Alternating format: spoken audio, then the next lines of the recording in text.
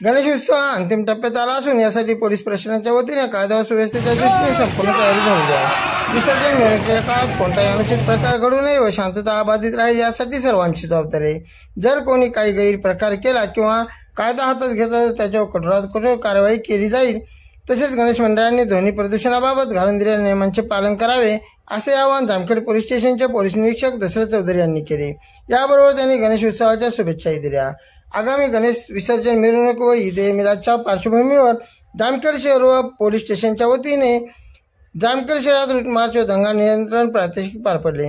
Jamkhed police स्टेशनचे police निरीक्षक दशरथ चौधरी यांच्या मार्गदर्शनाखाली जामखेड पोलीस स्टेशनच्या हद्दीत कायदा सुव्यवस्था अबाधित राहावी यासाठी सातत्याने उपाययोजना करण्यात येत आहेत। त्याच अनुषंगाने सुरू असलेल्या गणेश उत्सव व उद्या दिनांक 5 रोजी मुस्लिम बांधवांच्या ईद ए मिलाद सणाच्या पार्श्वभूमीवर आज दिनांक 4 सप्टेंबर रोजी सकाळी 9 ते 11 वाजताच्या दरम्यान जामखेड पोलीस स्टेशन हद्दीत जामखेड शहरातील गणेश विसर्जन मिरवणूक मार्गावर रूट मार्च करण्यात आला।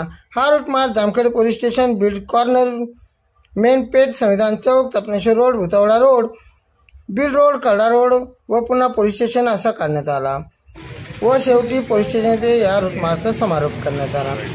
मी पोलीस निरीक्षक दशरथ चौधरी जामखेड पोलीस ठाणे। प्रथमतः जामखेडकरांना मी गणेश उत्सवाच्या शुभेच्छा देतो। गणेश उत्सव हा अंतिम टप्प्यात आलेला असून पोलीस प्रशासनातर्फे संपूर्ण तयारी झालेली आहे। बराचसा पोलीस फोर्स आम्ही बाहेरून मागवलेला आहे। सर्व कायदा व सुव्यवस्थेच्या दृष्टीने सर्व प्रकारची तयारी झालेली आहे।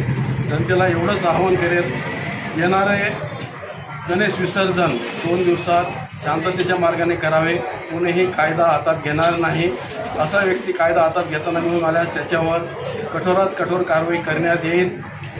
एवढंच माझं सर्व जनतेला आव्हान आहे, कायदा पाळावा, ध्वनी प्रदूषण कायद्याचं नियमन पाळावे एवढी विनंती आहे आणि अगदी शांततेत आणि उत्साहात गणेश उत्सव गणेश विसर्जन साजरा करावा एवढी मी सर्व जनतेला शुभेच्छा देऊन माझे 2 शब्द संपवतो। जवळजवळ माझ्याकडे 10 अधिकारी, 50 कर्मचारी, 54 होमगार्ड असे एकूण 100 ते 150 स्टाफ आहे।